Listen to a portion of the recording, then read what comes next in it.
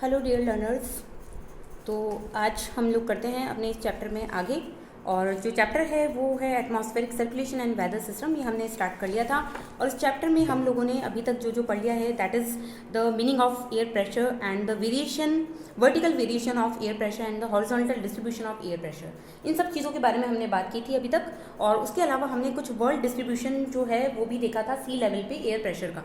ठीक है, ये भी हमने बात कर ली थी, जिसमें आइसो बार्स वगैरह क्या होती है और कुछ फैक्टर्स हमने देखे थे कि जो विंड की जो डायरेक्शन है, विंड्स क्यों चलती है, उसके डायरेक्शन को अफेक्ट करने वाले जो फैक्टर्स थे वो भी हमने देख लिए थे, जिसमें हमने मेनली प्रेशर ग्रेडियंट के बारे में बात की थी, फ्रिक्शनल फोर्स के बारे में बात की थी एंड हमने कोरोलिस फोर्स के बारे में भी बात की थी। तो यहाँ तक हमने जो है अपने लास्ट प्रीवियस वीडियो में पढ़ लिया है। Now I am going to start the pressure and winds.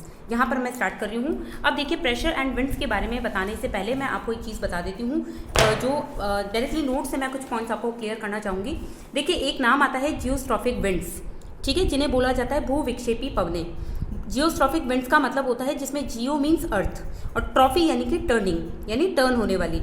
अब जब हमने विंड्स के बारे में पढ़ा था तो मैंने आपसे बताया था कि जो विंड्स चलती है उसमें मेनली 3 तरीके के फोर्सेस का रोल रहता है।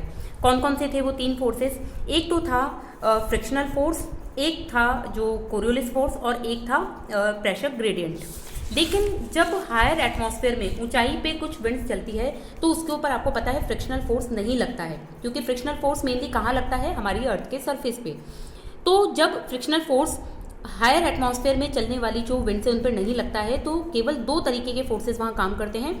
वो है एक तो एयर प्रेशर ग्रेडियंट और एक है वहाँ पर कोरियोलिस फोर्स, ये काम करता है। तो जब ऐसी जो विंड्स चलती है जो हायर एटमॉस्फेयर में चलती है लगभग 2 से 3 किलोमीटर के हाइट के ऊपर, और ऐसी जो विंड्स होती है वो आइसोबार्स के बिल्कुल पैरेलल चलती है, ठीक है, आइसोबार के बिल्कुल पैरेलल चलती है। इस तरीके की विंड्स को जियोस्ट्रॉफिक विंड्स कहा जाता है। आप देखिए एक बार बुक में भी इस तरीके का एक डायग्राम दिया हुआ है, जहाँ आप देख सकते हैं। ये डायग्राम यहाँ पे दिया हुआ है, हिंदी में भी इस तरह का डायग्राम आपको मिल जाएगा, सेम ये दिया हुआ है यहाँ पे, ठीक है। इसके बारे में आप हिंदी में देख सकते हैं और इंग्लिश में जो है मैं आपको एक बार एक्सप्लेन कर देती हूँ। ये डायग्राम यहाँ दिया हुआ है, आप देख सकते हैं कि यहाँ पे ये आइसोबार्स बनी हुई है। एक तो 708 मिलीबार की आइसोबार बनी हुई है और एक आप देख सकते हैं 704 मिलीबार की आइसोबार बनी हुई है। इन दोनों आइसोबार्स के पैरेलल ये बीच में एक वी नाम की विंड चल रही है, वी नाम की, ठीक है ना। ये जो वी नाम की विंड चल रही है that is nothing but the geostrophic wind. ये एक ऐसी विंड है जो कि आइसोबार के पैरेलल चल रही है। ये एक जियोस्ट्रॉफिक विंड है, ठीक है। तो आपको ध्यान क्या रखना है, ये जियोस्ट्रॉफिक विंड्स किसके पैरेलल चलती है? पैरेलल टू द आइसोबार, यानी समदाब रेखाओं के पैरेलल चलती है, ठीक है। ये चीज़ हो गई। अब इसके बाद में हम बात करते हैं कुछ general circulation of the atmosphere. General circulation of the atmosphere का मतलब हो गया कि वायुमंडल में जो सामान्य परिसंचरण होता है वो, ठीक है, जनरल सर्कुलेशन। अब इसको हम बेसिकली 3 पार्ट्स में डिवाइड करते हैं। ये आपके एनसीईआरटी की बुक में नहीं दिया हुआ है तो आप इसको कहीं नोट्स में लिख लेना। फर्स्ट जो सर्कुलेशन होता है that is the primary circulation, प्राथमिक। सेकंड है सेकेंडरी, फिर है टर्शरी यानी कि तृतीयक, ठीक है। प्राइमरी में हम मेनली किन विंड्स को रखते हैं? जो परमानेंट विंड्स होती है, यानी कि फिक्स होती है अपने पाथ पे, वो अपने रास्ते को, अपने रूट को चेंज नहीं करती है, पूरे साल भर जो है वो थ्रू आउट द ईयर एक ही रूट को फॉलो करती है। Those winds are known as permanent winds, और we can say planetary winds, क्योंकि वो पूरे प्लैनेट पे चलती है। और ऐसी विंड्स कौन कौन सी है? बेसिकली ट्रेड विंड्स, वेस्टर्लीज और पोलर विंड्स, या जिन्हें ईस्टर्ली भी कहा जाता है, यानी कि व्यापारिक पवनें, पछुआ पवनें और ध्रुवीय पवनें, ठीक है। सेकंड आ जाता है सेकेंडरी सर्कुलेशन। इसमें हम रखते हैं साइक्लोन और एंटी साइक्लोन को, यानी चक्रवात और प्रति चक्रवात को। और लास्टली आता है टर्शरी सर्कुलेशन। इस कैटेगरी में हम रखते हैं लोकल विंड्स को। तो 1 बाय 1 इनको पढ़ना स्टार्ट करते हैं। सबसे पहले हम परमानेंट विंड्स के बारे में बात करेंगे। परमानेंट विंड्स कौन सी हो गई? देखिए, यहाँ परमानेंट विंड्स के लिए आप एक डायग्राम मैंने बना रखा है, उसमें आप देख सकते हैं कि बट उससे पहले मैं आपको थोड़ा सा बेसिक एक और चीज़ बताना चाहूँगी। आप देख सकते हैं कि जो साइक्लोन्स होते हैं और एंटी साइक्लोन्स होते हैं, जो कि सेकेंडरी सर्कुलेशन का पार्ट है, इसको हम अभी डिटेल में आगे और पढ़ेंगे, बट आपकी जो बुक है उसमें स्टार्टिंग में इसका थोड़ा सा पार्ट दिया हुआ है तो मैं समझा देती हूँ यहीं पे। साइक्लोन्स और एंटी साइक्लोन्स में आप डिफरेंस देख सकते हैं। साइक्लोन जो होते हैं वो लो प्रेशर के एरियाज होते हैं, यानी कि उसके सेंटर में क्या होता है, मान लीजिए कि एक पूरा का पूरा ही साइक्लोन है तो इसके सेंटर में क्या होगा? लो प्रेशर होगा, ठीक है। और जो बाहर का जो एरिया है इसका आउटर सर्कमफेरेंसेस की, उसमें क्या होगा? हाई प्रेशर होगा, ठीक है। तो ये इस तरीके से हाई से लो प्रेशर के बीच का एक जोन होता है जिसमें विंड्स हाई से लो की तरफ चलती है, यानी बाहर से सेंटर की तरफ चलती है। इस तरीके से बाहर से सेंटर की तरफ विंड्स चलती है। तो बीच में तो हो गया लो प्रेशर, दोनों तरफ हो गया, बाहर की साइड हो गया हाई प्रेशर। अब जब बीच में लो प्रेशर होता है तो लो प्रेशर का रीज़न क्या होता है कि यहाँ से विंड्स जो है वो ऊपर उठना स्टार्ट होती है, यानी राइज करती है, गर्म होती जाती है तो राइज करती है। राइज करने की वजह से वो दो अलग अलग डायरेक्शन में आगे चल के फैल जाती है, दो अलग अलग डिफरेंट डायरेक्शन में फैल जाती है। तो आप देखिए सरफेस पे तो दोनों तरफ से विंड्स आ रही है, यानी क्या हो रहा है, कन्वर्जेंस हो रहा है, अभिसरण हो रहा है उनका, यानी एक दूसरे से मिल रही है। लेकिन अपर सर्कुलेशन में ऊंचाई पे जाने के बाद में फैलती जा रही है, तो दो अलग अलग डायरेक्शन में जा रही है, इसको बोलते हैं डाइवर्जेंस। यानी यहाँ तो आपस में मिल रही थी, यहाँ पे दो ऑपोजिट डायरेक्शन में जा रही है। तो ये आपको पैटर्न कहाँ देखने को मिलेगा, साइक्लोन में। जबकि जब ये विंड्स ऊपर हाइट पे ऑल्टीट्यूड्स पे किसी दो अलग अलग डायरेक्शन में जाती है तो किसी दूसरे एरिया में जाके डिसेंट करती है, यानी नीचे की तरफ बैठती है, ज़मीन पे बैठती है। तो दूसरा जो एरिया है जहाँ पर ये ज़मीन पे बैठती है उस जगह क्या हो जाएगा, हाई प्रेशर हो जाएगा, क्योंकि नीचे उतरेगी तो अपना प्रेशर लगाएगी, जिसकी वजह से उस एरिया में क्या बन जाएगा, हाई प्रेशर बन जाएगा। अब इस हाई प्रेशर वाले जोन को हम क्या कहते हैं, एंटाई साइक्लोन कहते हैं, यानी कि प्रति चक्रवात कहते हैं। तो ध्यान रखने की बात क्या है, साइक्लोन के सेंटर में रहता है लो प्रेशर और एंटाई साइक्लोन के सेंटर में रहता है हाई प्रेशर। ठीक है, और क्यों रहता है वो हमने देख लिया है। अब दूसरी चीज़ आपको जो ध्यान रखनी है, जहाँ से लैब असिस्टेंट के एग्जाम में प्रीवियस ईयर में क्वेश्चन पूछा गया है, वो है कि नॉर्थ हेमिस्फीयर और साउथ हेमिस्फीयर में इन साइक्लोन्स की और एंटाई साइक्लोन्स की चलने की डायरेक्शन क्या कौन सी होती है, वो डायरेक्शन से क्वेश्चन पूछा गया है। तो अगर आपको देखिए रटने की जरूरत नहीं है, अगर आपको कोरोलिस फोर्स का लॉजिक पता है तो आप आराम से निकाल सकते हैं एग्जाम में भी। पहले नॉर्थ हेमिस्फीयर की बात करते हैं। नॉर्थ हेमिस्फीयर में कोरोलिस फोर्स के वजह से जो विंड्स होती है वो अपने राइट साइड में टर्न हो जाती है, ये तो हम जानते हैं। तो मान लीजिए कि ये बीच में लो प्रेशर है और चारों तरफ से विंड्स इसकी तरफ आ रही है, हाई प्रेशर से लो प्रेशर की तरफ आ रही है।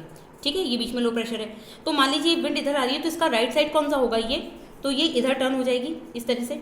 ये विंड इधर आ रही है तो इसका राइट साइड किधर है, इधर। ये विंड इधर आ रही है तो इसका राइट साइड किधर है, इधर। ये इधर आ रही है तो इसका राइट साइड किधर है, इधर। तो बेसिकली ये पैटर्न कैसा बन गया, एंटी क्लॉकवाइज। तो विंड्स कैसे चल रही है, एंटी क्लॉकवाइज, यानी कि साइक्लोन्स का नॉर्थ हेमिस्फीयर में जो डायरेक्शन रहता है वो क्या होता है, एंटी क्लॉकवाइज होता है, घड़ी की विपरीत दिशा में। जबकि सदर्न हेमिस्फीयर में जो, अगर हम इसके पैटर्न की बात करें तो आपको पता है विंड्स आती है हाई से लो प्रेशर की तरफ, तो इसका लेफ्ट साइड कौन सा है, ये, इसका लेफ्ट कौन सा है, ये, इसका लेफ्ट कौन सा है, ये, और इसका लेफ्ट कौन सा है, ये। क्योंकि सदर्न हेमिस्फीयर में कोरोलिस फोर्स की वजह से विंड्स किधर चलती है, लेफ्ट साइड में, तो ये हो गया क्लॉकवाइज। तो साइक्लोन जो है वो नॉर्थ हेमिस्फीयर में चलते हैं एंटी क्लॉकवाइज और साउथ हेमिस्फीयर में चलते हैं क्लॉकवाइज। ये एंटी साइक्लोन एंटी क्लॉकवाइज वाला जो क्वेश्चन है ये लैब असिस्टेंट में पूछा गया था। ठीक है, तो ध्यान रखना है। और जो साइक्लोन में होता है उसका बिल्कुल ऑपोजिट होता है एंटाई साइक्लोन में। ठीक है, अगर ये एंटी क्लॉकवाइज है तो ये होगा क्लॉकवाइज, क्लॉकवाइज, और ये अगर क्लॉकवाइज है तो ये होगा एंटाई क्लॉकवाइज। ठीक है, तो ये आपको ध्यान रखना है। ठीक है, तो ये यहाँ से क्वेश्चन लास्ट ईयर पूछा गया था। अब आते हैं हम हमारे मेन टॉपिक पे वापस से, जनरल सर्कुलेशन, जिसमें हम लोग बात कर रहे थे परमानेंट या प्लैनेटरी विंड्स की। ये वो विंड्स होती हैं जो कि थ्रू आउट द ईयर एक ही फिक्स पाथ पे चलती है, अपने पाथ को चेंज नहीं करती है, अपनी डायरेक्शन को चेंज नहीं करती है। और ये मेनली कौन कौन सी विंड्स होती है, ये वाली तीन। इसको रफली मैं आपको बता देती हूँ, इस तरीके से बनती है, ये विंड्स यूँ बनती है। ये जो आ रही है ये है ट्रेड विंड, यहाँ से साउथ हेमिस्फीयर की ट्रेड विंड। फिर इसके ऑपोजिट जा रही है वेस्टर्ली, ऐसे ही साउथ हेमिस्फीयर में वेस्टर्ली इस तरह से जाती है। और इसके सामने जो आके मिलती है वो है पोलर विंड्स, ये पोलर विंड्स। तो ये मेनली होती है ट्रेड विंड, बीच वाली ये ट्रेड विंड। फिर ये हो गई वेस्टर्ली, ये हो गई पोलर विंड और पोलर विंड। ठीक है, अब इसको हम इसके ऊपर समझते हैं। मैंने जो ये डायग्राम बनाया है उसमें आप दोनों चीज़ें समझ सकते हैं एक साथ। देखिए, इस डायग्राम में ये मैंने अर्थ बनाई है जिसमें ये 5 डिग्री और 5 डिग्री लैटिट्यूड्स बनाए हैं। इनके बीच का जो बेल्ट है ये है equatorial low pressure belt. Pressure belt अगर अभी तक आपने नहीं पढ़ी है तो भाई एक बार पढ़ लेना।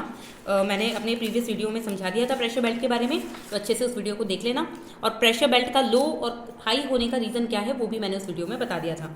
ठीक है, तो उम्मीद करती हूँ अगर आपने देख लिया है तो आपको चीज़ें क्लियर होगी, और अगर नहीं देखा है तो प्लीज़ एक बार से उसको अच्छे से देख लीजिए ताकि इस डायग्राम में आपको प्रॉब्लम ना आए। वरना बहुत सारे क्वेश्चंस यहाँ पर आपके माइंड में आ रहे हैं कि ये लो प्रेशर क्यों हो रहा है, हाई प्रेशर क्यों हो रहा है, तो फिर आपके लिए ये डायग्राम यूजलेस है। ठीक है, इसलिए पहले उसको समझ लीजिए। तो ये जो जोन है 5 डिग्री नॉर्थ से साउथ वाला 5 डिग्री का, ये जोन हो गया इक्वेटोरियल लो प्रेशर बेल्ट। ठीक है, इसके नॉर्थ में और उसके साउथ में आप चलते हैं तो 30 से 35 डिग्री के बीच का जो जोन है वो है सब ट्रॉपिकल हाई प्रेशर बेल्ट। अब यहाँ हाई प्रेशर क्यों है ये मैंने अपने प्रीवियस वीडियो में बताया है। ये हो गया हाई प्रेशर। फिर है सब पोलर लो प्रेशर बेल्ट, और ये है पोलर हाई प्रेशर बेल्ट, और ऐसे ही यहाँ पर भी है। ठीक है, इनके बीच में जो चलती है वो है ट्रेड विंड्स, और फिर वेस्टर्लीज और फिर पोलर विंड्स और फिर westerlies and polar winds. Winds हमेशा हाई से लो प्रेशर की तरफ चलती है, इसलिए इनका डायरेक्शन भी ऐसा है। अब आप देखिए कि ये इक्वेटोरियल लो प्रेशर बेल्ट जो है, यहाँ से अब इस डायग्राम को ऐसे देखते हैं, इस इक्वेटोरियल लो प्रेशर बेल्ट से जो हवाएं हैं, वो जो एयर है वो ऊपर राइज करती है, धीरे धीरे ऊपर उठती है, ऊपर उठेगी। ऊपर उठने के साथ साथ में क्या होगा, उसमें लगभग 14 किलोमीटर की हाइट तक ये ऊपर की तरफ उठेगी, ठीक है, लगभग 14 किलोमीटर की हाइट तक, जहाँ पर हम मान सकते हैं कि ट्रोपोस्फेयर आ जाता है, ठीक है, ट्रोपोस्फेयर है, ट्रोपोपोज की जो हाइट है वहाँ तक ये ऊपर उठती है। फिर ये तो मुड़ जाएगी अपने दूसरी साइड में और ये मुड़ जाएगी अपने दूसरी साइड में। यानी कि अगर हम इसकी प्रॉपर डायरेक्शन की बात करें तो ये किस साइड में टर्न हो रही है, पोल्स की साइड में। पोल्स की साइड का मतलब ये नहीं कि पोल्स पे जा रही है, पोल की तरफ मुड़ रही है, ठीक है, पोल्स की तरफ मुड़ गई। पोल्स की तरफ मुड़ने के बाद में किसी दूसरे लैटीट्यूड पे ये डिसेंड करेगी, यानी नीचे उतरेगी। तो कौन से लैटीट्यूड पे, 30 से 35 के बीच में, ठीक है, 30 से 35 पे ये नीचे डिसेंड कर रही है, ये हो गई। तो ये जो एक पूरा का पूरा सेल बना है, इस सेल को हम बोल देते हैं हेडली सेल। ये भी हेडली सेल है, ये भी हेडली सेल है, ठीक है, ये नॉर्थ और साउथ के लिए। इसके बाद में नेक्स्ट हम बात करते हैं इस वाली बेल्ट की, साउथ सब ट्रॉपिकल हाई प्रेशर बेल्ट। इस पे हाई प्रेशर क्यों था, हमने बात की थी कि ये जो एरिया है यहाँ पर जो इक्वेटोरियल लो प्रेशर बेल्ट से विंड्स आके नीचे बैठती है, साथ में ये जो सब पोलर हाई प्रेशर बेल्ट है यहाँ से भी विंड्स आके इसके ऊपर सिंक करती है, नीचे बैठती है। इसलिए इस वाले जोन में टेम्परेचर भले ही ज़्यादा हो लेकिन फिर भी प्रेशर भी ज़्यादा हो जाता है, क्योंकि दोनों तरफ से विंड्स आकर इस पर प्रेशर बढ़ा रही है। इस वजह से इसको हम बोल देते हैं सब ट्रॉपिकल हाई प्रेशर बेल्ट। ये हो गया। इसके बाद में हम बात करते हैं नेक्स्ट सब पोलर लो प्रेशर बेल्ट। इसमें टेम्परेचर कम होता है तो प्रेशर भी कम होना चाहिए था, लेकिन यहाँ प्रेशर हाई होता है। प्रेशर लो है, टेम्परेचर कम है लेकिन प्रेशर हाई होना चाहिए था, प्रेशर हाई ना होके बल्कि यहाँ पे प्रेशर लो है। तो रीज़न क्या रहा, क्योंकि हमें पता है कि ये जो 60 डिग्री से 65 डिग्री वाला जो जोन होता है, यहाँ पर अर्थ के रोटेशन का इफेक्ट सबसे ज़्यादा पड़ता है। हमारी अर्थ जो आपको पता है रोटेशन करती है अपने एक्सेस पे, उस अपने एक्सेस पे घूमने वाली अर्थ का घूर्णन का या फिर रोटेशन का इफेक्ट सबसे ज़्यादा होता है, जिसकी वजह से क्या होगा कि अर्थ से एक नया फोर्स जनरेट होता है जिसको हम बोलते हैं कोरियोलिस, जिसको हम बोलते हैं सेंट्रीफ्यूगल फोर्स, यानी अपकेंद्रीय बल। तो ये जो सेंट्रीफ्यूगल फोर्स है, सेंट्रीफ्यूगल, ये सेंट्रीफ्यूगल फोर्स क्या करता है, अपने सेंटर से चीज़ों को बाहर की तरफ फेंकता है, ठीक है, क्या करता है, बाहर की तरफ फेंकता है, थ्रो करता है। तो यहाँ से भी विंड्स बाहर की तरफ जाएगी और बाहर जाएगी तो आधा हिस्सा जो है वो पोल्स के ऊपर चला जाएगा, आधा हिस्सा इस 35 डिग्री लैटीट्यूड के ऊपर सिंक कर जाएगा।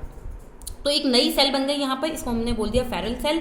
और ये जो एक जो साइड है इसकी, एक जो ब्रांच है वो पोल्स पे जाके डिसेंड हुई है, इस वाली पूरी सेल को हम बोल देते हैं पोलर सेल। तो ऐसी 3 जो सेल्स होती है वो नॉर्थ हेमिस्फीयर में बनती है और ऐसी 3 सेल्स बनती है साउथ हेमिस्फीयर में। तो इस तरीके से ये पूरा का पूरा ट्राई सेल्यूलर एक जो पैटर्न है वो बनता है। ट्राई सेल्यूलर सर्कुलेशन इसे कहा जाता है बेसिकली। तो इस तरीके का सर्कुलेशन ये पूरा आपको देखने को मिलेगा। ये तीनों जो वेल्स हमें अच्छे से पता होनी चाहिए, Hadley cell, Ferrel cell and polar cells, ठीक है। अब इतना जो हमने समझा है, अब इसको हम एक बार पहले पढ़ लेते हैं। चलिए पहले साथ ही मैं आपको ट्रेड विंड्स एंड वेस्टर्लीज के बारे में थोड़ा कुछ बातें और बता देती हूँ जो आपके बुक में नहीं लिखी हुई है। ट्रेड विंड्स जो होती है इसका एक बहुत ही इंपॉर्टेंट फिनोमिना है, that is known as doldrum. ये डोलड्रम कहाँ पे पाया जाता है, बेसिकली ये पाया जाता है इस इक्वेटोरियल लो प्रेशर बेल्ट के बीच का जो जोन होता है, यही डोलड्रम होता है। ये क्वेश्चन भी लैब असिस्टेंट में पूछा जा चुका है कि डोलड्रम कौन सी प्रेशर बेल्ट का पार्ट है, तो इक्वेटोरियल लो प्रेशर बेल्ट का पार्ट है। क्यों, क्योंकि ये 5 degree north and 5 degree south के बीच में पाया जाता है और ये एकदम काम जोन होता है, यहाँ पे विंड्स का मूवमेंट नहीं होता है, ठीक है। ये ट्रेड विंड के हिस्से में आता है। एक और पार्ट आता है दैट इज ITCZ। ITCZ यानी इंटर ट्रॉपिकल कन्वर्जेंस जोन, अंतरा उष्ण कटिबंधीय कन्वर्जेंस जोन यानी अभिसरण क्षेत्र। ये कैसा होता है, जहाँ पे दोनों हेमिस्फीयर से जो ट्रेड विंड से वो आके मिलती है। आप इस डायग्राम में देख सकते हैं कि ये ट्रेड विंड यहाँ से भी आके मिल रही है और यहाँ से भी आके मिल रही है। तो ये जो बेल्ट मैंने बनाई है बीच में, ये क्या हो गई, ITCZ हो गई, ठीक है। तो इसमें डोलड्रम भी पाया जाएगा, इसमें ITCZ भी पाया जाएगा। वेस्टर्लीज की अगर हम बात करें तो इस वेस्टर्लीज में 30 से 35 डिग्री के जो लैटीट्यूड्स होते हैं वो हॉर्स जो लैटीट्यूड है वो कहलाते हैं। हॉर्स लैटीट्यूड के पीछे कहलाने के पीछे एक रीज़न था कि जो एंशिएंट टाइम के अंदर जो ट्रैवलर्स हुआ करते थे वो अपने शिप्स में बहुत सारे जो हॉर्सेस हैं उनको लेके जाते थे, और जब रास्ते में जो शिप है वो प्रॉपर्ली चल नहीं पाता था तो वो अपने हॉर्सेस को पानी में थ्रो कर देते थे।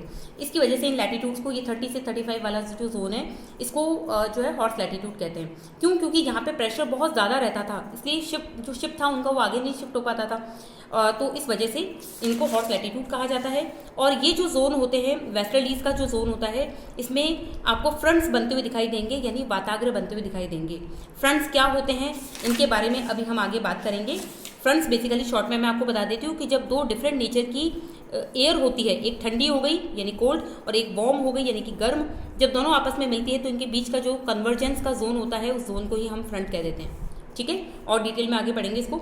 ये भी इस वेस्टर्ली वाले जोन में बनता है। फिर आता है जो वेस्टर्लीज के कुछ स्पेसिफिक नाम है जो साउथ हेमिस्फेयर में हम बोलते हैं, ओनली सदर्न हेमिस्फेयर में। नॉर्थ हेमिस्फेयर में इन नामों से इसको नहीं बुलाया जाता है, ओनली साउथ हेमिस्फेयर में बोलते हैं। 40 से 50 डिग्री साउथ लैटिट्यूड्स पे इसको बोलते हैं रोरिंग 40s बोलते हैं। 50 पे बोलते हैं फ्यूरियस 50s और 60 पे बोलते हैं श्रिकिंग 60s। ये 3 नाम होते हैं स्पेशली वेस्टर्लीज के और साउथ हेमिस्फेयर में। ठीक है, तो ये एक्स्ट्रा कुछ पॉइंट्स थे जो मैंने आपको बता दिए हैं, यहाँ से भी क्वेश्चन बन सकते हैं। चलिए अब बुक से देख लेते हैं जल्दी से। प्रेशर विंड हमने पढ़ ही लिया है। जनरल सर्कुलेशन की अगर हम बात करें तो the pattern of planetary winds, देखिए डायरेक्टली प्लैनेटरी विंड्स के बारे में बात आ गई है। Largely depends on latitudinal variation of atmospheric heating. अगर हम इन प्लैनेटरी विंड्स की बात करें, प्लैनेटरी विंड्स यानी trade winds, westerlies and polar winds, ये पूरे के पूरे अर्थ के ऊपर लैटिट्यूडनल वेरिएशन को फॉलो करती है। लैटिट्यूडनल वेरिएशन यानी पूरे के पूरे सब लैटिट्यूड्स पे आपको टेम्परेचर अलग अलग मिलेगा, इसलिए प्रेशर भी अलग अलग होगा, इसलिए ये जो बेल्ट्स बनती है ये भी अलग अलग होती है। ठीक है, इसके अलावा इमर्जेंस ऑफ प्रेशर बेल्ट्स, ये जो प्रेशर बेल्ट्स बनती है इनकी शिफ्टिंग की वजह से भी ऐसा होता है। साथ ही जो है द माइग्रेशन ऑफ बेल्ट्स, ये जो बेल्ट्स होती है ये अपनी जगह पे परमानेंट नहीं होती है बल्कि शिफ्टिंग करती रहती है। शिफ्टिंग कैसे करती है अभी मैं आपको जो है अपने प्रीवियस वीडियो में वैसे तो बता चुकी हूँ कि प्रेशर बेल्ट्स की शिफ्टिंग कैसे होती है, तो आप उसमें देख सकते हैं। और फिर नेक्स्ट आता है the distribution of continents and ocean. आपको पता है कि लैंड एंड वाटर का जो हीट होने का और कूल होने का जो पैटर्न होता है, टेंडेंसी होती है, वो बहुत डिफरेंट होती है। लैंड जल्दी से ठंडा जल्दी से गर्म हो जाता है, जबकि वाटर जो होता है वो स्लोली ठंडा और स्लोली जो है वो गर्म होता है। तो इस तरीके से दोनों में वेरिएशन पाए जाते हैं।